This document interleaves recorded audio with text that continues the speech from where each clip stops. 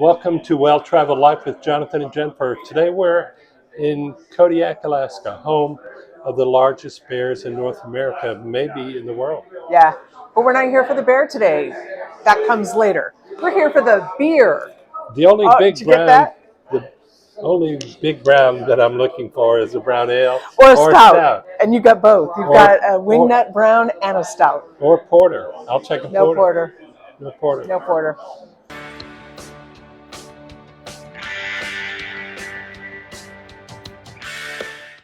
We arrived in Kodiak on a day with a lot of fog and really low clouds.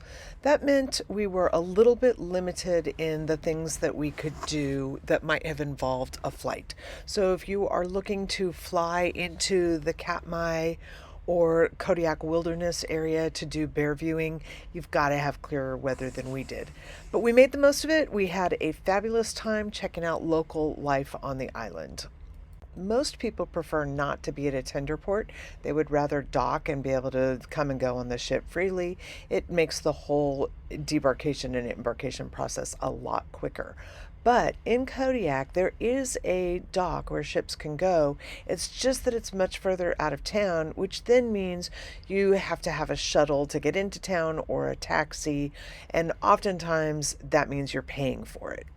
In Kodiak, while we had clouds, we did not have high winds, so the seas were calm. Tendering was really simple. It was a very quick tender drive, and it really does land you right in the center of town, so you can walk anywhere that you would want to go in town.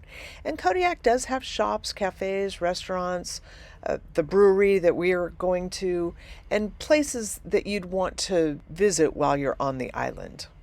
To get into town, and specifically to the brewery, you're going to leave the port, walk straight down the road, you'll turn right at the first light, and then you'll proceed down to the big three-way stop, and the brewery is right on the left-hand side of the road, right beside the McDonald's. Everything about this brewery feels local, from the pictures on the outside to the hand-painted signs, and the decoration and local artifacts on the inside. Upon entering, you're immediately aware of the quirky local feel of the place. Check out the jukebox. The ceilings and even the bathrooms continue that motif of cool and quirky. Kodiak Island Brewing Company. This is where the magic happens. Let's get ready to taste that magic. If you don't know, if you're new to us, we have a whole scoring system that we use. So we're going to taste and score each beer, and we have a spreadsheet we keep of beers around the world. So we will be marking our scores. If you see me on my phone, that's what I'm doing. Yeah, score on the 10-point must system. A 10 is the best possible beer. Personally, when I score 7 and above, it's something that I would order and drink if I just came in here. Doesn't mean that something below 7 isn't worthy beer or craft worthy. It's just a combination of my style and the time of year and how thirsty I am, all that kind of stuff. That might, affect my score. So where do we start? We have 2 flights. A flight here is 3 beers, but there were so many we couldn't choose, so we've got 2 flights, and they're a little bit mixed up. So I think if we were to taste these, we're going to want to taste out of order in the flight. Yeah. We usually go light to dark. Right. That probably looks lightest, but it looks like a Hefeweizen. Actually, this one's the Hefeweizen. And it is a combination brewery. They're a local brewery. They actually brew their own beer. But they also do spirits. They're a distillery. Yeah. And I don't know if you were tasting shots up there. Or... Well, no, the line was long. Josh is the bartender as well as one of the brewmakers, and he talked a little bit about the distillery. So they are using a lot of leftover beer byproducts and making it into spirits. They're also running the spirits back through the beers. They've got some really innovative things that they're doing. I was teasing Josh that their distillery is just a beer laundering operation. But he says that diversifying really gave them an edge in a market that is surprisingly competitive in this small Alaskan town. And what's kind of cool, there's a bunch of people from the cruise ship here, but there's a bunch of locals here. So like Terry was in front of me, and they have a token system here. Josh knew Terry, called him by name. So it's definitely a locals place as well. In fact, any bar that has a dog that runs freely and chases shadows is a locals bar. Let's start today with the Sarah Pale Ale, the gluten-free beer.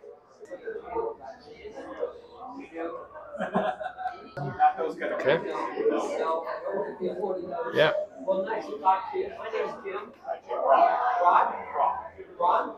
Ooh. That's good. That is a very drinkable Yeah, beer. Kind of feels like kind of American style. it does. Refreshing. That is about a 7.5. So I'm going to give that actually an 8. Those aren't Of course usually you are, because you're always higher than me. because I'm an easy grader. Right. That is a very, I would. You want to Very change your score? drinkable. No, it's 7.5. Okay. It is what it is. Okay. Josh would say that's the closest beer to a Budweiser that they have without being a Budweiser. Because the world doesn't need another Budweiser. Let's move on, and the next one is going to be the Imperial Sunshine. Okay. And that one's actually over on this side. It's this one. Imperial Sunshine. Yes, sir.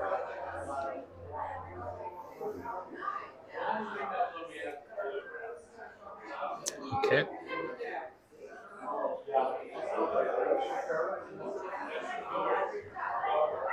Oh, Had he written the name down there? I did that. Okay. Okay, I'm gonna give that a 6.25. 6.2. Okay. I think I would say it's a little IPA-ish. See, and I think it's a little Hefeweizen-ish. Okay. Yeah. I just know I don't You like just don't like it. Yeah. So that makes sense. The problem is, it just misses being a Hefeweizen for me. So Okay. I have to say I don't love it either. I don't hate it. I could drink it. Okay. Do you have a number? I'm kind of struggling with a number. I'm going to go 7. Okay. I could order it. You would order it. If you're not an IPA drinker, Josh had some sage advice. Go for the Spruce Tip IPA. The Spruce Tip actually covers up some of that IPA hoppiness and rounds it out and makes it a much smoother drink. Okay, the next one is the Snowshoe Pale. And that one is back over here. So that's this Okay. one. It's a clear, more clear, less cloudy, but a darker, Darker, a yeah. little bit of a reddish tinge to it. Yeah. Smell it. Very, almost floral smell. Oh, that doesn't bode well for me.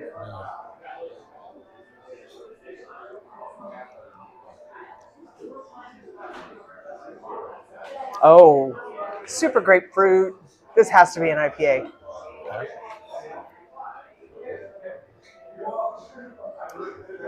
It is. I'm going to give that a 6.5. I'm going to get, so I don't love what it does at the very back of my throat at the end, but the taste of it, and paired with the right food, I actually would order that, which I don't order IPAs, but Yeah. I would order that. So what's your rate? 6.5. I don't do 0.5s either. So you don't believe in the 7-point system? Who gave it a 6 point? Who gave 6.25? No, I'm just saying, if it's drinkable, it's going to be 7. Yeah, but I wouldn't order it unless if I was pairing it with food, I would order it. Now we're ready to move on to the Hefeweizen. All right, that's unfortunate. For you, but happy for me.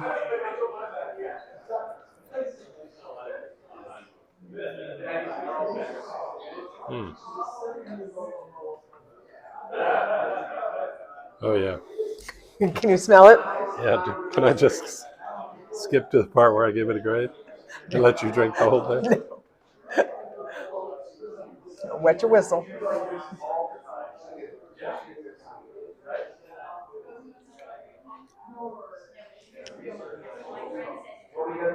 Okay.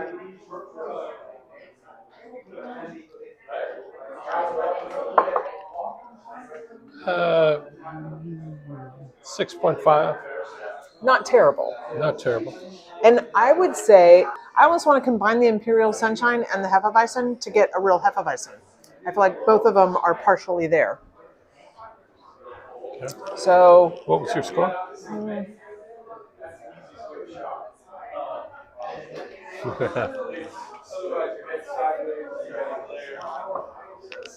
yeah, I'm probably only going to go 6.5 on that. Okay. We're about the same on that one. Yeah, I think we tied on that one. And considering it's a Hefeweizen, That's a low score for me, I know. that's remarkable. I think it's because it just doesn't meet my... I mean, it doesn't make me want to. Some Hefeweizens, it's like are undrinkable. That's very drinkable. Yeah. And I think for both of these, there's an aftertaste that's getting me. And Wingnut Brown, I'm kind of excited about this one.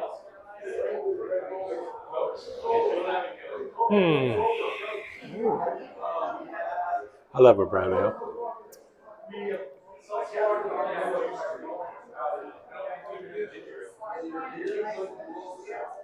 Oh, that's really good. Yeah, that's 8.25. Is it because you can taste the coffee? It's just very good. I get the coffee in there. Yeah. Yeah. I'm going to give that, I'm going to go 7.5. And this is one I've been waiting for. This is the Rapture Mocha Stout. Rapture, huh? When you call your beer Rapture, right? No Yeah. high expectations there.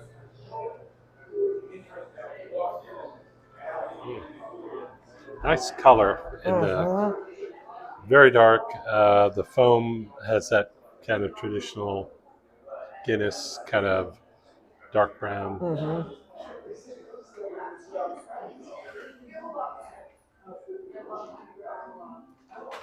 Oh my God, that's good. Yeah. But that is a 9. No, that's my score. That is a 9. It is clear. It is like a cafe Americano. I mean, I really taste the coffee. Yeah. That is so good. A full-on win. And it's complex too, I would say. I'm getting, as it kind of moves around, I'm getting several different tastes. I agree with that. But I have to say, my first impression of it, it's really clear. It's not a thick, it's not an oatmeal thick stout. It's a clear stout. I love it. We're going to have to fight over that. So what was your score? 9. Same. Yeah. Okay.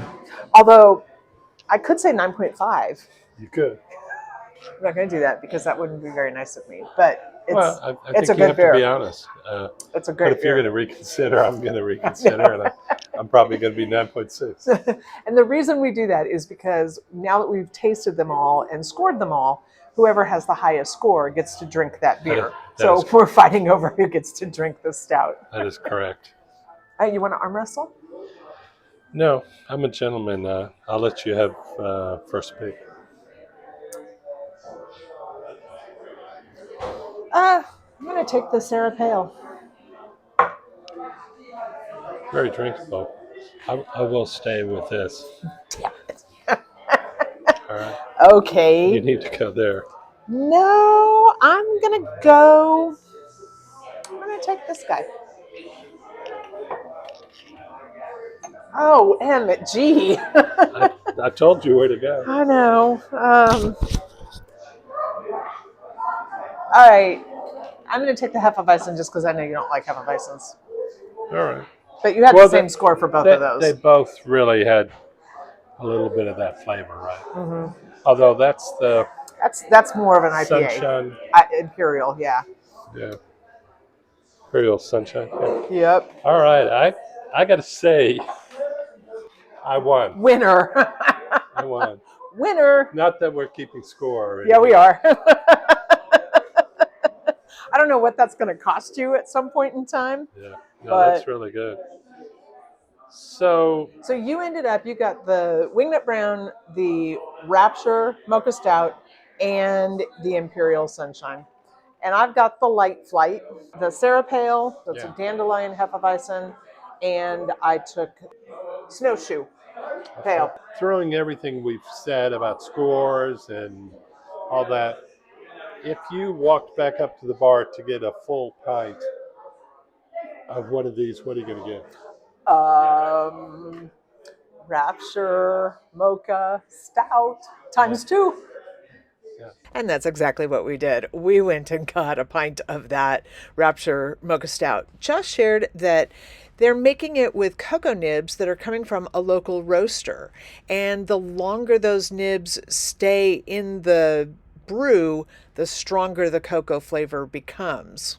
He wishes that in this particular batch it had had a little more carbonation, but we thought part of that clean flavor was coming from the lack of carbonation.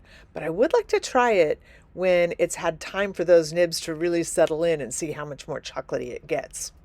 Give me your overall, you kind of do an overall, the experience and the brewery and all that. What would you say? I like it. Mm-hmm. I would give it a very high score. I would want to come back here. Okay. If we're in port, I would come back for the beer and the atmosphere. It's a nice mixture. I'm hearing some people from the ship, but I'm hearing a bunch of locals too.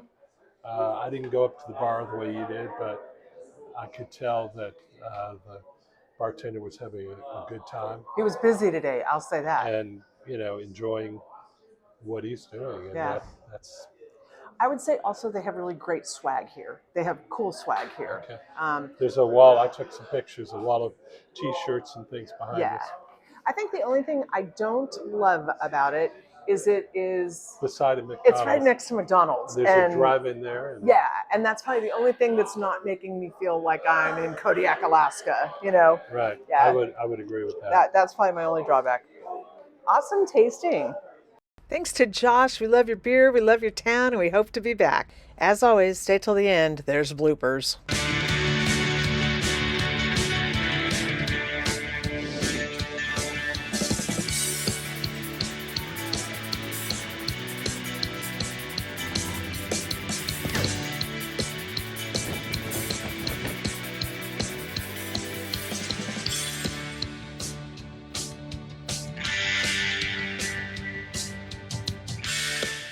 We are at Kodiak Brewing Company and Distillery in Kodiak Island. We are. You want to say the word, Jonathan? I'll bet you I did that wrong. I'll bet this is the Sarah Pale and this is the, whatever I just said, the Sunshine one. Is mocha chocolate or is it coffee? Or is it just a word that means brown? Or maybe somebody in there. Could you tell us, does mocha mean chocolate or coffee?